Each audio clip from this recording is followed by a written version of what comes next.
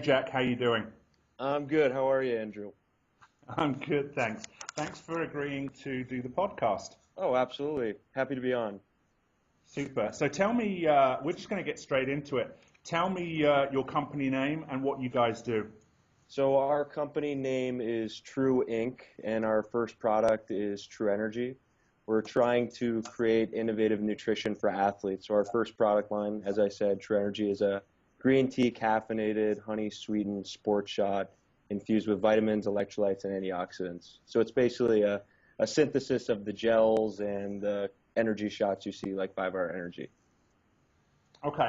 Now you said it's going to be a range of products. This is the first. You see this being something that you're going to broaden into other kind of related products? I definitely want our product to focus on sports nutrition in the future. But the advice I've always been given is make sure you knock that first product out of the park. So our main focus is purely True Energy. Down the line, maybe we go into liquid proteins or bars, but we haven't really got that far yet. Okay. So tell me, actually, before we really jump into it, where can people find out more about you and your company and your product if they have an interest in kind of finding out about you before they get further into the podcast or whatever? A few places you can check us out is we have a Facebook page. Just look up True Energy. It should pop up as /Drink True Energy. We also have a Twitter account @_True Energy, an Instagram account @_True Energy. We're working on a Snapchat account. And then you can also email us at info@true.energy. You guys have a website, or is that just too kind of old style? We definitely have a website. It's www.tru.energy. So we made So when you say TRU, is it TRU Energy in all of the other web social media as well, or is it TRUE? It's TRU Energy on everything. It's not a double E, just TRU Energy.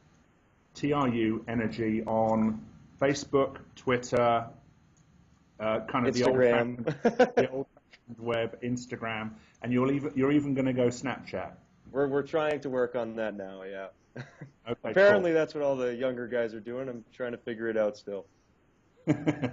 Okay, so your first product is it fair to? I mean, it's fair to shorten exactly what it is as an energy drink, or is that an energy? I mean, give me the 5 second again. So it is essentially an energy shot, but instead of being a product like 5 Hour Energy, which is geared more towards people who need to stay awake, the working professional, we're really gearing our product towards athletes. So we have natural honey, natural caffeine, we have vitamins, electrolytes, and antioxidants. So we're really trying to differentiate as much as possible.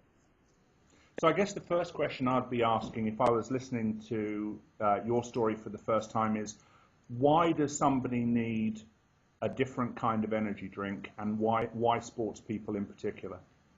So the story I like to tell is I was playing hockey in Europe. I played pro hockey for 2 years in Denmark, Slovakia, and Norway, and I realized a lot of the players were taking supplements before games. They were taking vitamins. They were drinking energy drinks, and they were even drinking coffee. And what I kind of realized is after taking a 10-hour bus ride and you have to go out and jump on the ice and perform at the highest level possible, you really needed that boost. But I didn't think that the options out there were the right options.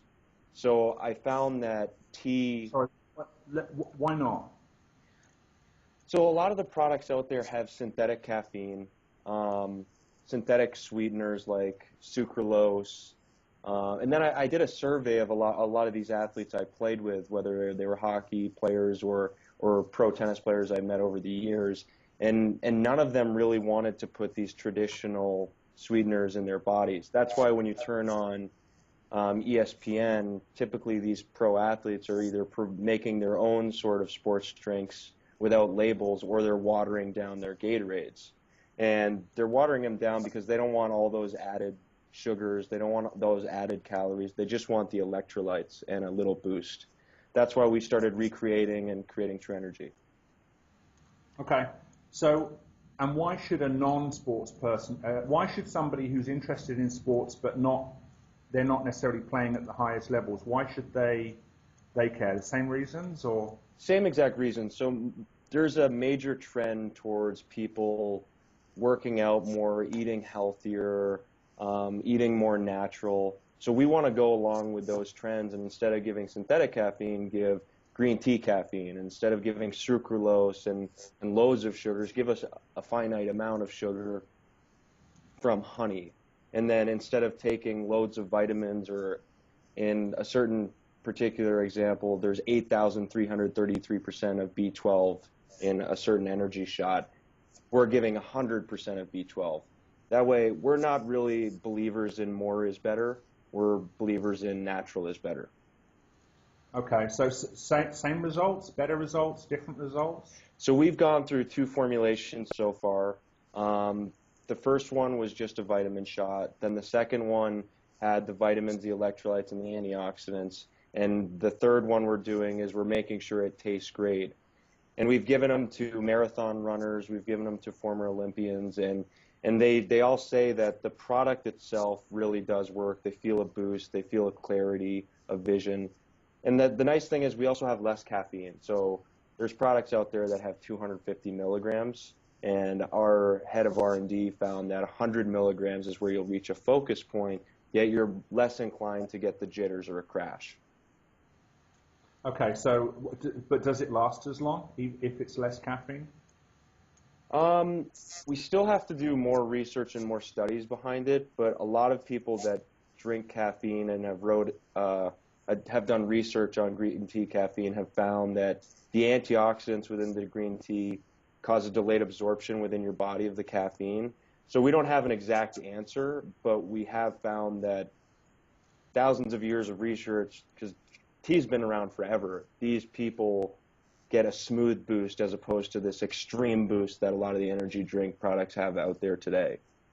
So take me through some of the sports people, not necessarily the names of the people, but you said you've had Olympians, you've had hockey players. What other kind of sports people have tried your product and they're kind of willing to raise their hand and say it's good?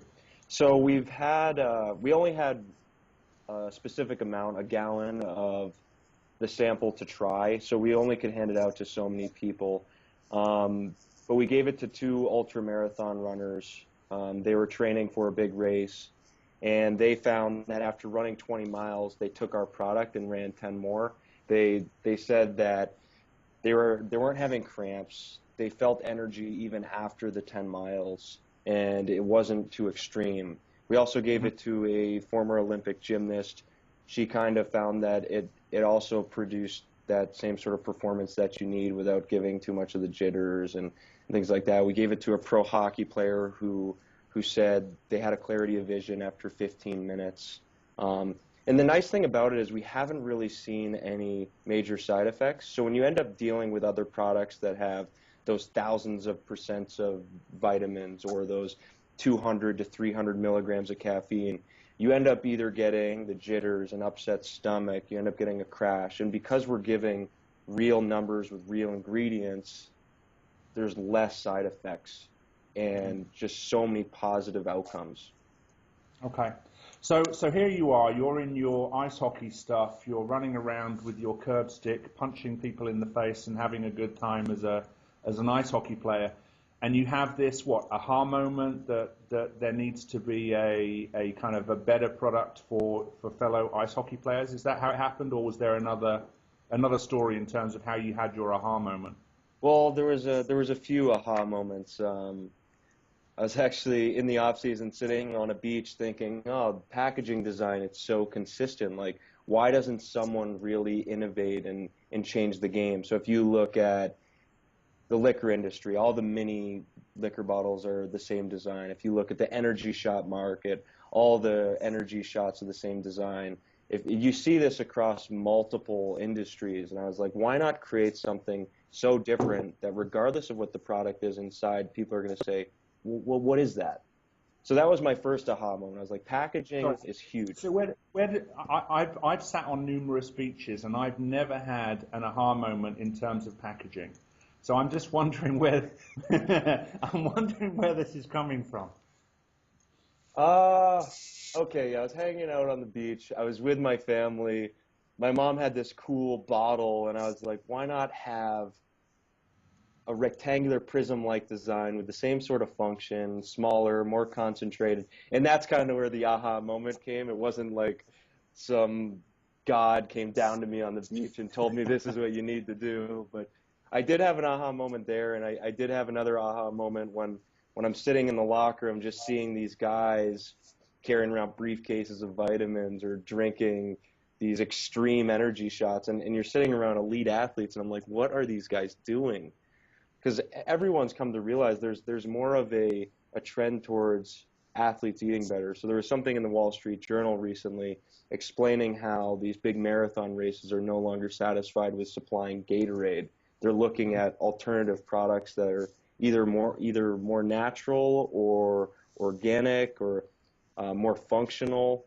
There's definitely going to be a major swing towards different products, and we want to be a part of that trend, and we want to really be innovators in the industry. So the first aha moment was you thinking that all of the packaging in many different product categories are all pretty much the same. Nobody has anything that's world-class or stand out or kind of surprising. And then within a month or two, or within 6 months, within a year, you started seeing your kind of buddies in the locker rooms with kind of crashing, caffeine drinks and vitamins and all this sort of thing, and you sort of put one and one together to get two? Exactly. So I came up with the packaging design and then came up with the formulation after the fact, and anyone in the beverage industry would say you went at it at the exact opposite direction as you're supposed to. You're supposed to come up with a great formulation, then you're supposed to make sure that it can be filled on a specific line, and then make sure you have the right packaging. I literally went at it backwards, saying like, all right, this package design is definitely going to gain some attention. Okay, this formula is going to gain attention. Oh, now we have to figure out a way to fill it. So that's why it's been very difficult for us, but we finally come to a point where we have everything in line. It's just time to get into production. But join the dots for me. You think to yourself, there must be a better way than suitcases of vitamins. There must be a better way than 5-hour style energy drinks. How do you go from there to thinking, okay, this is a business that I even want to spend 5 minutes thinking about? How do you go from there to, okay, were you a pro sports player at this point? Yeah, so I was playing pro hockey in Denmark. And you either have two options. One is to kind of sit around in the off time and maybe play video games or read a book. And I really had this desire to be an entrepreneur. So I applied to Copenhagen School of Entrepreneurship, which is a part of Copenhagen Business School. And they accepted me with this packaging design idea. And I just worked on this in my off time and in the off season, kind of just playing around, learning 3D design, learning how to do graphic design work. So instead of wasting my time, I was just proactive in trying to come up with this cool package design. Then as my career progressed as a hockey player, my second year, I was like, all right, these products out here are no good. And selfishly, I wanted to create a product that I would personally use and that I know my teammates would use. So that's when I started meeting with people, former dietitians of pro teams, trainers of pro teams, and then I started formulating. That's why I said I kind of went at it backwards. Right. And then I came to a point where my hockey career was over. I had to get a job, and I gave this software sales a try. So this is kind of my whole story. So I jump in. That's absolutely what I'm looking for. Yeah. Because ultimately, this is going to go out to mostly, I would imagine, startup founders, food founders, and so on. So, this is what they want to hear. So I played 2 years of pro hockey. I ended up graduating the Tommy Boy route and eventually finished college. And then I was like, all right, with hockey done, I have my degree. What am I going to do next? And software sales is, I guess, the first thing that came to mind. So I jumped into a job, and after 2 weeks and 3.5 days, I walked in and said, I cannot make another dial. We were expected to make 150 dials. This was telephone sales? Yeah, I was calling people. I was calling CTOs, CIOs, So you were in a bank of a whole kind of off room filled with different people dialing for dollars, basically trying to fix up meetings with technology people. Exactly. I'd be calling directly into these companies, asking them for a demo, and after those 2.5 weeks, I was like, all right, I can't do this anymore. I walked right into the office and said, I feel like I'm gonna have a heart attack. I cannot make another dial. I feel like I was dying inside because I wanted to do something different, and I wanted to be my own boss. So I had in the back burner this idea of a cool packaging design and an experience of being a pro athlete and a cool formulation. So I just dropped my things and said, screw it, I'm just going to go after this. And I applied to probably 100 different accelerators. How did you tell your boss? Did you just say, okay, it's been nice, did you kind of keep the doors open just in case, or did you, I don't know, set fire to your waste paper basket and walk out the back door? They were so nice to me there. I couldn't go out in flames, so it's not really a Disney-like story. I just kind of went in and said, I can't make another dial. Make it up next time. We'll think of something even more fun to tell people. I'll do that next time. I'll think about a great story to tell, because right now it's a little boring, but 2 weeks and 3 days is not a very long time. So then, okay, so you walked out of the job, and then you went. You called your mum and dad and said, "Hey, I'm unemployed, but I've got this great idea for a 5-hour energy equivalent, but better."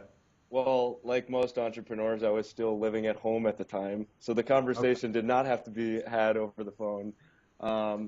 Ironically, a week before I left, my mom, I'm telling her what I'm doing, like making all these dials, blah blah blah. This is my pitch to the guys who I'm trying to sell to, and she's like, honestly, if I was one of the people that picked up the phone, I would hang up on you. And that was another aha moment. I was like, maybe this isn't for me.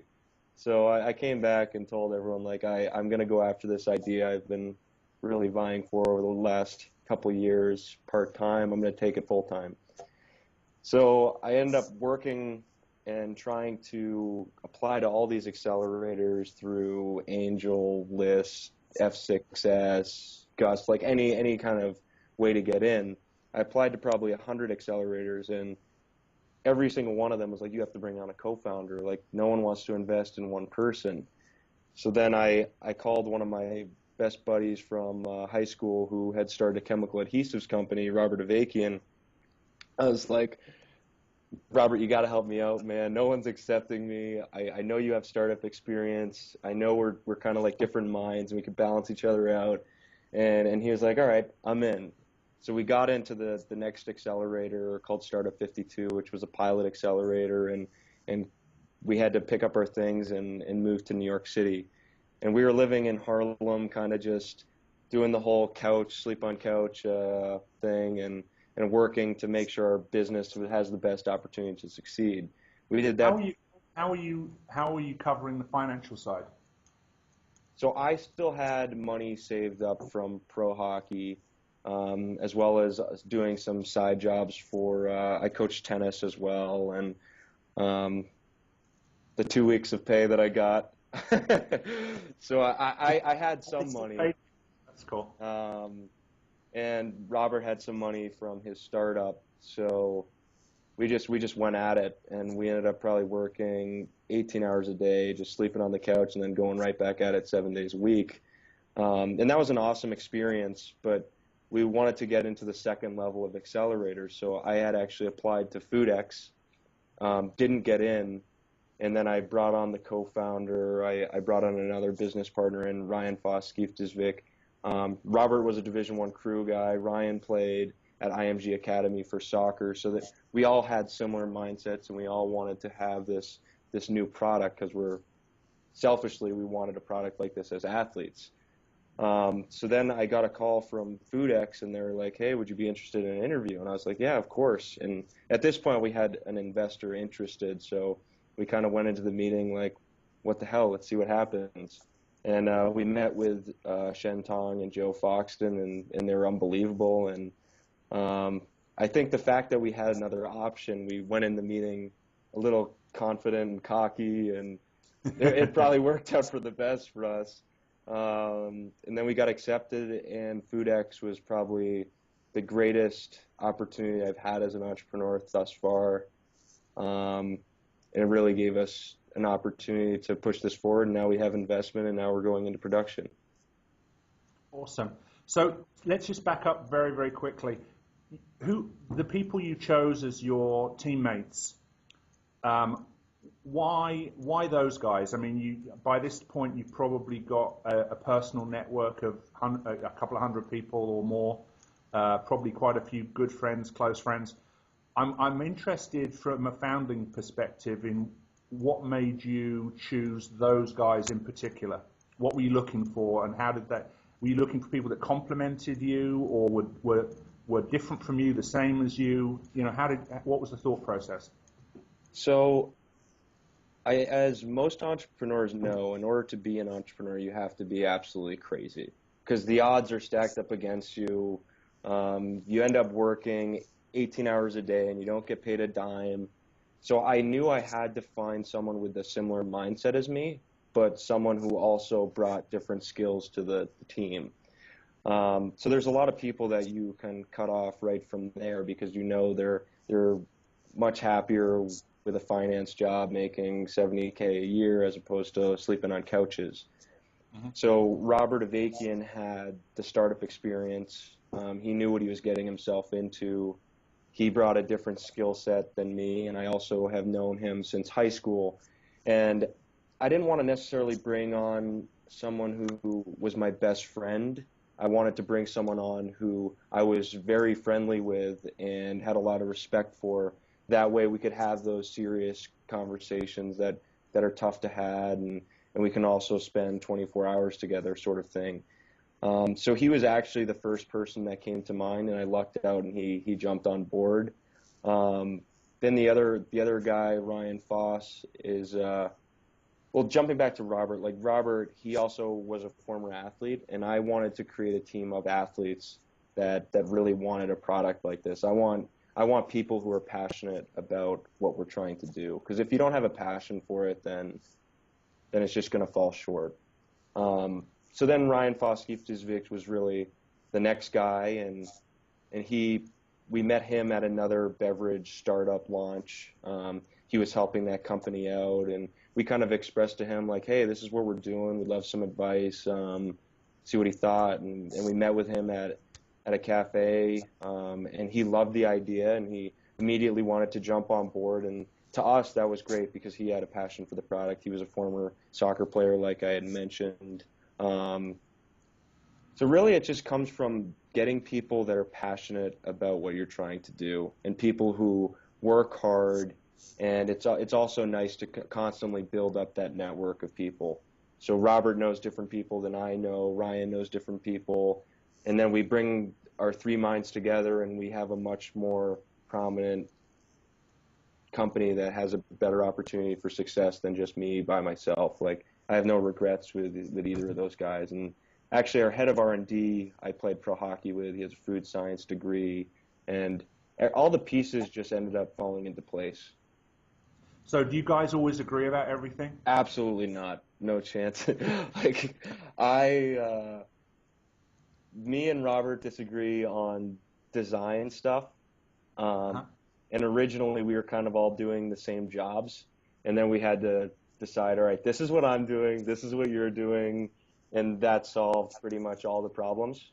You went through that decision-making process so that you didn't argue, you didn't disagree, and then you had kind of core areas of responsibility, or were there natural things that you were better at versus the other founders? So Robert is our CMO, I'm our CEO. At first, we would just kind of do something and then pass it to the other guy to look over. So I remember there was one time where we were both working on the website, and I did a redesign. Then I handed it off to him. He did a complete redesign. He handed it back to me. I did a redesign. And it ended up being like a different website every single time. So then he was kind of like, all right, we got to decide like who's doing what.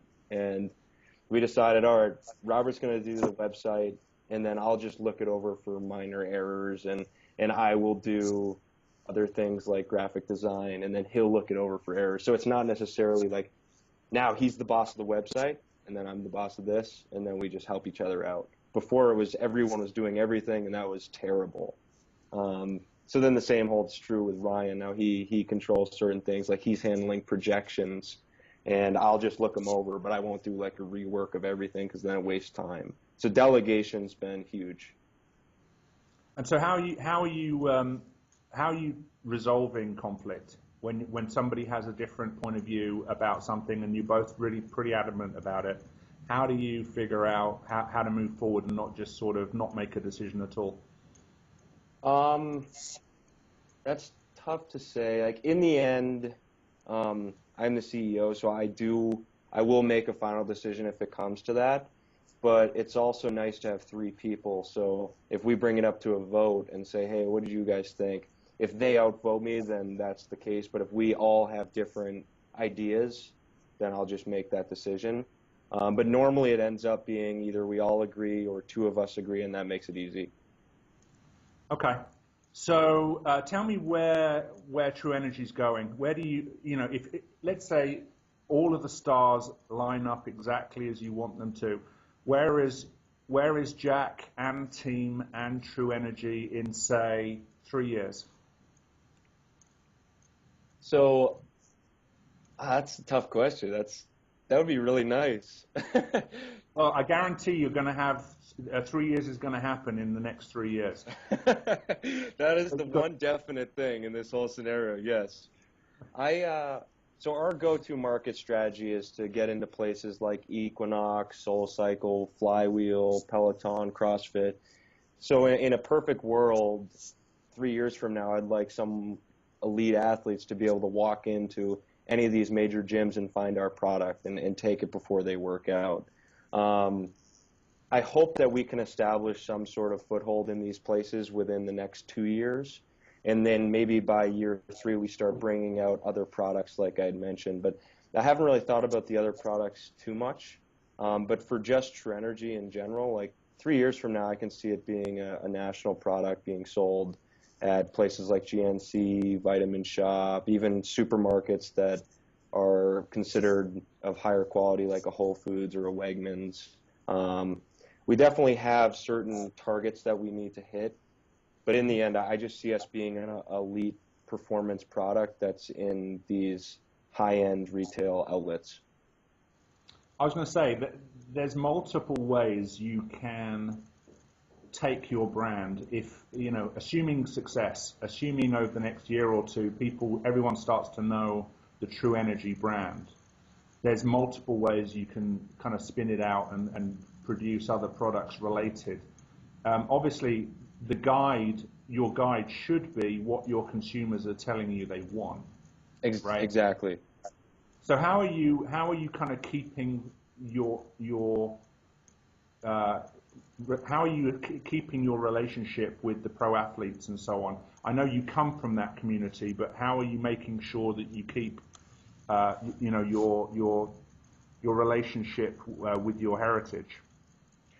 So one way we do that is by surveying the athletes. So I originally thought, okay, the vitamin shot is going to be the end-all and be-all. It's going to save the world sort of thing of athletes. And after I started talking with people who were in the beverage space and talking to former and current athletes, they were like, all right, that's not really sexy enough. You have to include electrolytes. And then once we had a vitamin electrolyte shot, then people were like, all right, well, we're all taking these energy drinks.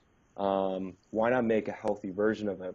And then that's kind of where we came to that tipping point. We're like, all right, let's create a healthy energy drink that merges all these things, whether it's sports drinks, energy shots, and vitamins. Right. So I am also with the understanding that even the product we bring to market, it may change 3 years from now because we're going to hear something from a friend of mine or a friend of a friend who's still playing pro sports, and they're like, all right, you should probably change this or tweak that. So it's an ongoing process. And in terms of staying in touch with these guys, a lot of them are my friends. So as long as I'm a good human being and I stay in touch with my friends, then those connections should continue. But the hard part is reaching out to athletes that I don't know, because you have to prove to them within a very, very short email or short call that this is something you need. So hopefully, my hope is that it builds through my network. that these athletes start using it, and then they start spreading the words to the other athletes and things like that. But I've called and cold emailed a few athletes, and they won't agree to endorse it until they try the product. And that's complete understanding, because if I was in their shoes, I'd do the same exact thing. And that's the same for trying to get into retail stores. Like an Equinox or a Flywheel is not going to commit to our product until they can actually try samples. That's why the CPG space is so difficult. It's like the cart before the horse sort of mentality. So that's why it's a really interesting and fun time for us, because 4 months from now we should have product, and then the consumer will eventually speak whether this is the product they need. So focusing in on that, what's kind of keeping you up at night right now? Production and finances are definitely keeping me up at night. We do have investment, but the players we're playing against have tens of millions, if not billions of dollars. Like 5-Hour Energy had $740 million in revenue last year. Then there's other products like the Goos and the Power Gels of the world. They have tens of millions of dollars of revenue each year. So those are the kind of people that are keeping me up at night. And we want people to love our product, but it is super hard to get investment with a product that doesn't necessarily exist yet. So that's been very tough for us. And then production, there's so many moving parts. So we're having the bottles being made in Asia. We're having one company formulate. We're having another company make the labels. Then we're having another company produce the labels. So there's not really one turnkey solution for us. Everything's being outsourced in order to save money. And then it's my job to make sure all of these pieces come together in a perfect puzzle. And if there's one minor mistake, that could be tens of thousands of dollars that we can't really spare. So logistics. So I'm a food founder, and I'm looking to bring a product to market. How do you go from, you've had an idea, you've spoken to multiple potential customers and consumers about the product, there's a significant demand for it. How do you go? I mean, you're talking about packaging, production, formula, a company working on the formula with you. There's multiple moving parts. How do you kind of get started with all of that? How do you start putting that together? So it's been a really long process for me personally. I'm the one who deals with the execution while Robert deals with the marketing. And for me, I just kind of took it one step at a time. So I was like, all right, we need a formula. Let's start formulation. And then once you start doing that, you're like, okay, now that we know. Sorry, you want to create a formulation. You go to Google, you type in, energy drink formulation, and it gives you a list of companies you should go talk to. Is that what happens? Kind of, yeah. So I was like, I'm a first-time entrepreneur in the beverage industry. I come up with this concept and talk with dietitians, and I'm like, all right, now how do we make it? So I turned to my friend Google and searched like beverage formulation, and then I just start sending cold emails to all these people, and eventually you end up bumping into other entrepreneurs along the way, and it's a very tight-knit community, so they end up referencing you to, oh, this person or this person. So references have been the biggest benefit to us. So getting out there and talking to people and fellow entrepreneurs and just sort of hustling is how it starts to come together? Exactly, because you never know what one of your friends or one of your other entrepreneurs know and who they know. For example, I saw one of my buddies at Equinox working out, and I was like, oh man, we're really trying to do this formulation stuff. He's like, oh, one of my buddies does formulation. I was like, oh, no way. So we started talking to him, and so that's kind of how it all begins to snowball. When you first enter, you have no idea what you're doing, but after 4 or 5 emails, you end up getting pushed into the right direction. It's kind of this funnel, and then eventually you end up with a company who's very capable of doing your exact type of product. And that same holds true for co-packing or label design or manufacturing. Now you're not a trust fund baby, I'm guessing. So how do you get these different companies to take you seriously, to start working with you, to kind of to take a risk on you guys and start working on investing their time on you? How do you handle that? So a lot of it is through proving credibility. Originally, when I started doing this, I just sent out emails like, hey, I'm trying to do this and this and this. And then you realize you don't get a very good hit rate because there's certain words that they look for in a veteran of the beverage space. So then you start using acronyms like CPG and like, which is so minor, but as a first-time beverage guy, I wasn't using random acronyms that the beverage industry is so famous for. And then the other thing is like gaining credibility through accelerators. So once you're in an accelerator, you say, oh, I'm in this accelerator, we're creating this product, we have these type of advisors. They're much more inclined to respond. And then once we got some minor investment, then I started saying like, oh, we have investment. They don't necessarily need to know how much. So I don't want to say I lied, but there are some white lies within the emails that say like, hey, like we're a big deal, even though we're still like rookies in the space. And then if you ever get an introduction, that's the biggest hit rate. Like 100% of the people we've been introduced to through email, they've responded and been extremely helpful. Okay. So it sounds like your 2.5 weeks cold calling job has actually come in useful. Actually, it's coming huge because the first week of the job was all teaching us how to deal with sales. So I realized like the first day I actually got on the phone and called people, I was like, my name is Jack McNamara, I work for here and this and this, and I'm just like spitballing information at them.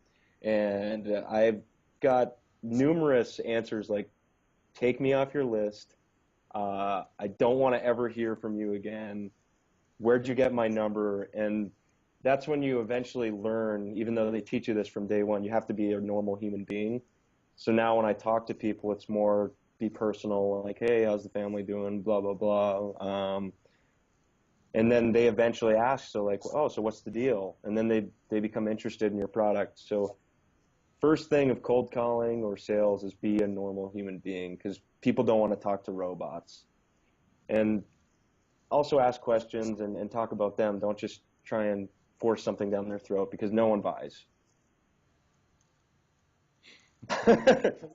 So you said the two things that are keeping you up at night are production and financing.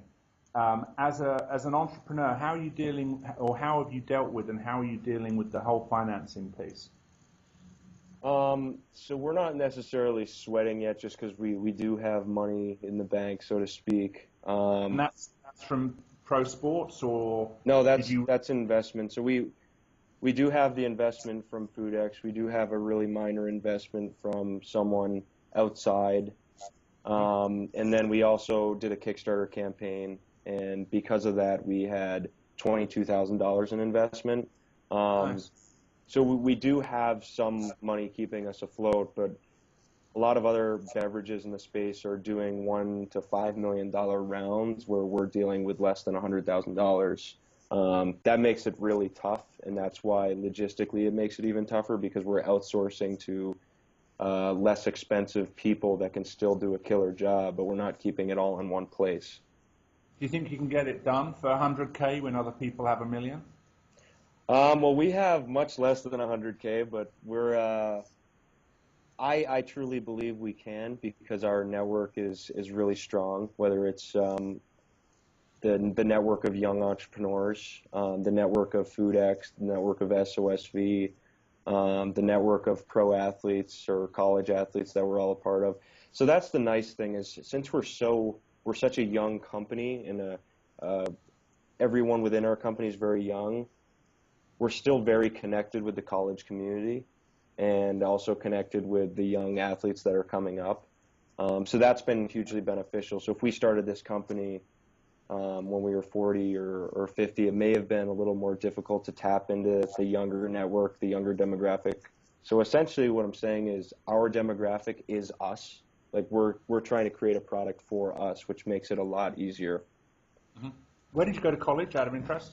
I played hockey at Colgate University for 2 years, and then I graduated from Boston College part-time while playing pro hockey in Europe. Okay, so you've got two colleges, two college alumni that you can shout out to. Exactly. I actually reached out to Colgate University and said, "Oh, can you put me in touch with them?" Because I still have the email. I didn't say, "Well, I didn't graduate," but they sure enough put me in touch with that person. Okay, so how does a food founder go and raise, 25K from friends and family and whatever? Is it just a matter of smiling nicely, telling people that you're starting a business and they write the check, or is there more to it than that? Well, like you said, I'm not really the trust fund guy, so I wanted to avoid the friends and family round as much as possible, which is why I started applying to the accelerators. So most of our investment has come from FoodX and SOSV, and then a way for us to get some friends and family investment that they really do want to support us, and they've been awesome. They've been giving us great ideas, was the Kickstarter campaign. So I think what most entrepreneurs don't realize and what they should know is that most of the Kickstarters that are funded, a lot of it is from family and friends. Like if you looked at a campaign that made maybe $10,000, you'd assume, wow, they must have had like 500 random people support their campaign. But that's not really the case, and that's not really the case for us. So we spent a lot of time on the Kickstarter campaign. That was our biggest objective, and we were like, all right, we have to raise $20,000 to gain credibility and to get production. And what we found was we just had a flood of friends and family who wanted to support us, buying 24 to 500 units of True Energy just to help us out. And that was really truly amazing. And I'm certainly grateful, and I'm sure Robert and Ryan are grateful for their network supporting us as well. I don't want to say there was no outside. There was definitely some random people that supported our campaign, and that was really cool to see that people wanted a product that didn't even exist yet. But that was our way of doing a friends and family round, and now that we're going into production, it's going to make that conversation a lot easier with accredited investors. So I've no doubt that within the next 6 months you'll have solved your production challenges. You'll have solved probably the finance piece as well, at least in the short term. Where do you see yourself in kind of June, July, August timeframe? You should have finished your product. Yeah, by then we should have our product. My goal is to get into 3 to 5 of these outlets that I was talking about, whether it's Equinox or Flywheel, Swerve. We do have some connections into those places. So my goal is to get into at least a handful of them. We also want to sponsor events like the Tough Mudder, people that are really crazy about training. CrossFit's the same way, and they're not interested in putting things like Gatorade into their bodies, because when you work that hard and you put so much emphasis on performance, you're going to pay a premium to make sure you're putting the best product into your body. So we definitely want to kind of sponsor events like that. And then we also want to go to these events that are perfect for CPG companies so that we can maybe get investment, whether it's the BevNet stuff of the world or et cetera. So remind me, once we finished, or maybe in the next day or two, the guy that started Tough Mudder and his COO are both alumni of my school, and I know I'm connected to them both through LinkedIn. So let me. I mean, maybe they might be interested in getting involved in terms of your product, but maybe they'd also be interested in finding out more about your company and so on. So. Oh, that would be awesome. If we can make that happen. Yeah, that would be huge. Okay, so you've got 4 or 5 people in the company right now. You guys just crushed it with a Kickstarter campaign. I was actually I watched it and I was like, holy shit, these guys are going to try and raise like $20,000 for a drink. That's going to be interesting. But you guys, I think you did almost 50-60% in the first. What, week? Yeah, it was probably 50% in the first week or so. Yeah. So yeah, I mean, you guys just killed it. I won't say surprised, because you always deliver, but it surprised me because just I've seen so many people try Kickstarters and just not manage to pull it off. So yeah, I think the thing in Kickstarters is a lot of people see these hardware and tech products end up making millions of dollars, and that's what Kickstarter's tailored for. It's tailored towards the early adopters of tech products. If you look at CPG products in general, they don't typically fare well on Kickstarter. So for us, we thought that by having a $20,000 goal, it'd be a tough goal to achieve, but it would also give us credibility and that extra push to move forward. So I know everyone on the team was super pumped when we hit the goal. I wouldn't say we were surprised, but there was so much work behind the scene that went into it that, like, normally people think, oh, just launch the Kickstarter, but it was 3 or 4 months in the making. So now you're telling your mum and dad that you're an entrepreneur. They're probably happy you're not dialing for dollars, right? I wouldn't necessarily say that, because after FoodX, I ended up moving back home so I could save money. So a lot of the people that supported us, friends and family, I don't really feel comfortable financing my living situation. So now it's on my parents' shoulders. So I'm living at home for the time being before we go back to New York to do a micro launch of our product. So I think she's still scared. I think my dad's still scared that if this doesn't work, then I'm 26-year-old, 27-year-old unemployed. But I'm not worried about it at all. I think they're excited for me. But what do you mean if this doesn't work? True. I am a full believer that it'll work. But how can you even say that? Jesus Christ. Yeah, that is terrible. No, it's gonna work. It's gonna work. Oh my God! I've just seen a kind of chink in the armor of Jack McNamara. We'll just take that out of the podcast.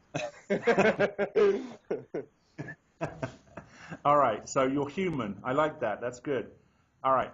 So when are you going to do the micro launch? Take us through that. So production right now, as is it'll take 35 days to do the molds of the custom bottles. Then another 30 days to actually produce the bottles, and then another 30 days to ship it. So that's 3 months right there. And then we have to set up a co-packing date, and that'll probably be a week or two. So we're looking at 3.5 to 4 months where we're going to have final product in hand. And by then we'll have a final formulation that tastes great, and the flavor we're going with is a citrus ginger. The guy who we have creating the label is Drew Stanley, a former Chobani designer. Our bottle is pretty much How did you get him involved? You paid him money, or did you offer him shares in the company? We did pay him. He gave us an awesome price that we really couldn't refuse. We had some people offering as much as like $10,000 to $20,000, and he ended up just giving us a great deal. And I think he believes in our product. I think he wants to see us succeed. That's why he gave us such a discount. What's his name again? His name's Drew Stanley. And we'll put his web address and so on in the show notes so that people can connect with the guy. Oh yeah, absolutely. Drew Stanley's been unbelievable. I can't speak higher of him. Okay, so he did your pack design or your graphic design or pretty much the whole thing? He did the whole 9 yards for our logo and our label, and he's still finalizing things now. So he's been great, and then we also had an awesome filmmaker I can send out that information to. He gave us a great price, and if you want to check out our Kickstarter video, you can just check it out at TRU Energy. And he knocked it out of the park for us. So I can reference all these people to any other entrepreneurs that are interested. Yeah, we'll put them in the show notes. So 90 days from now, you'll have a final product, pretty much. That's the goal, yep. And you're going with citrus and ginger? It's just citrus ginger. Citrus ginger. Yeah. So ginger's been trending a lot lately, and we want it to have a premium name. We don't want it to just be like orange or lemon lime, because that doesn't give off a premium vibe.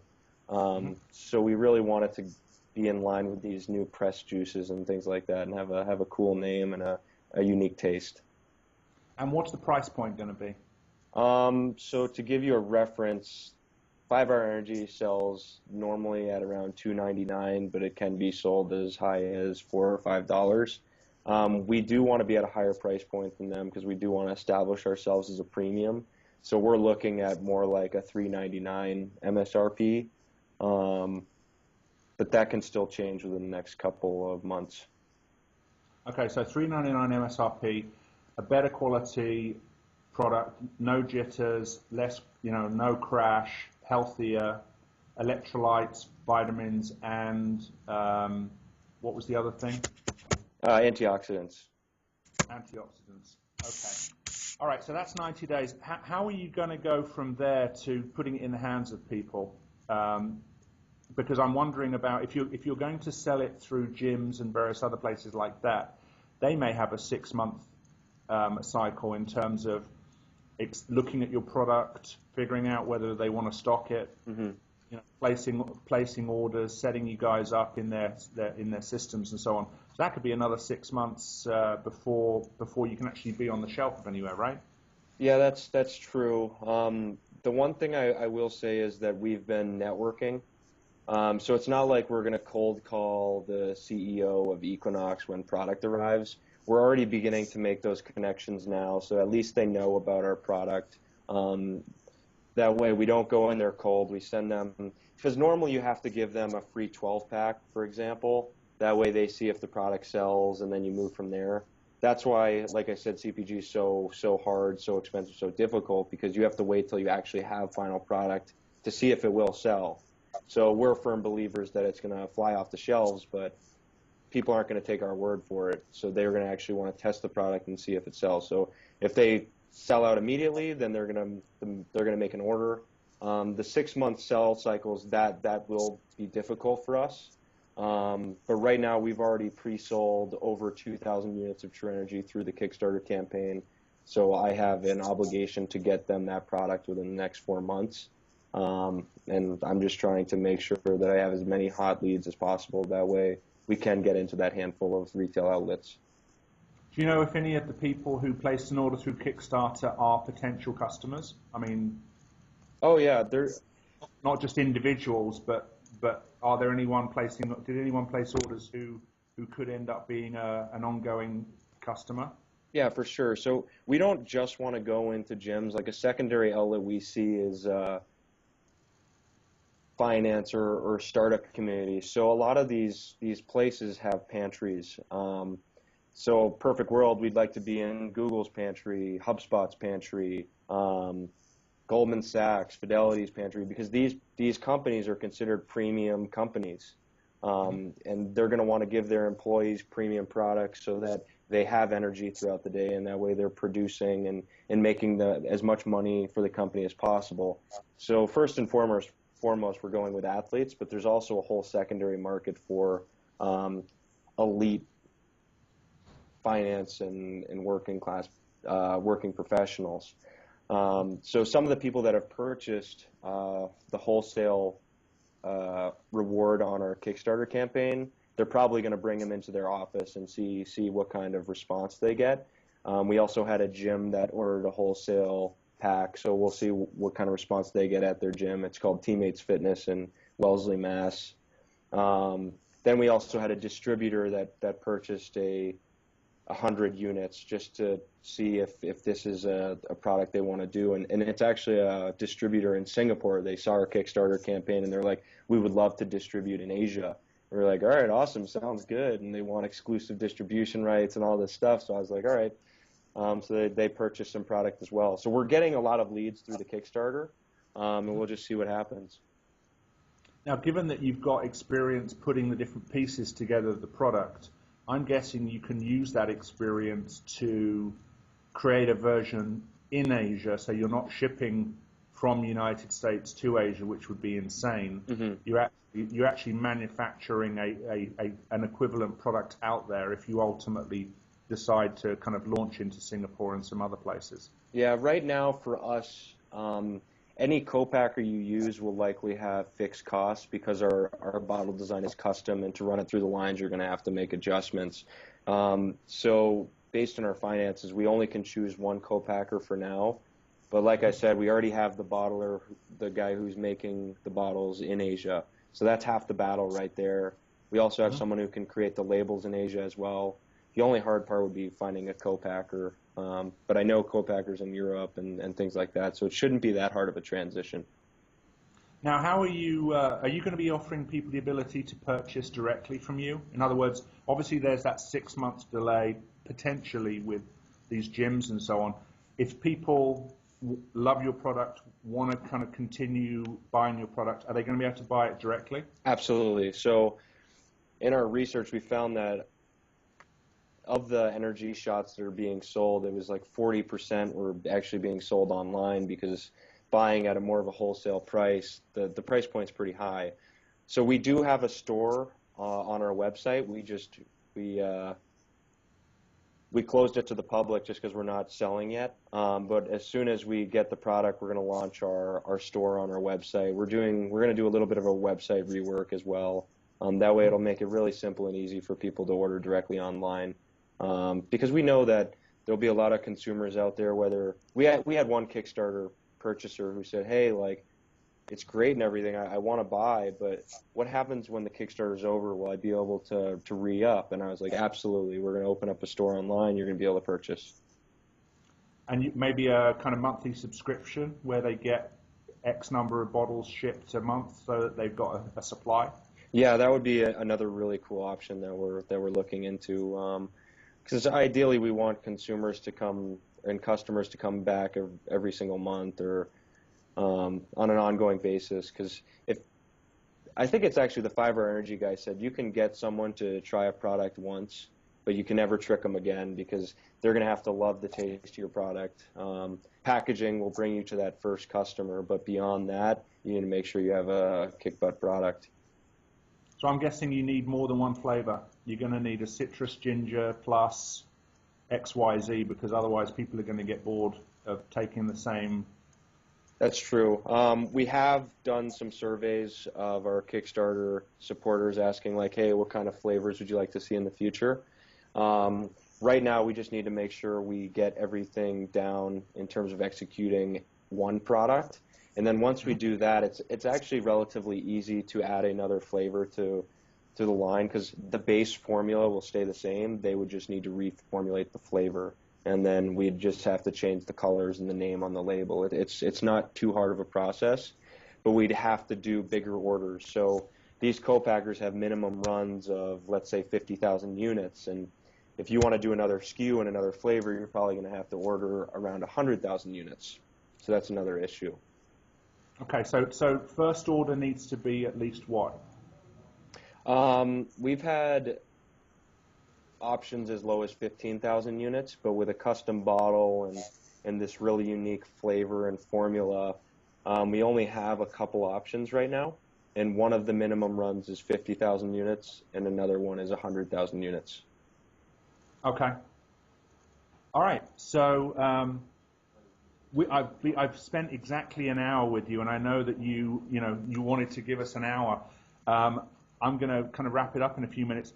What do you want anyone listening to this, whether they're customers, potential advisors, potential investors, what do you want them to kind of know about TRU Energy and your team?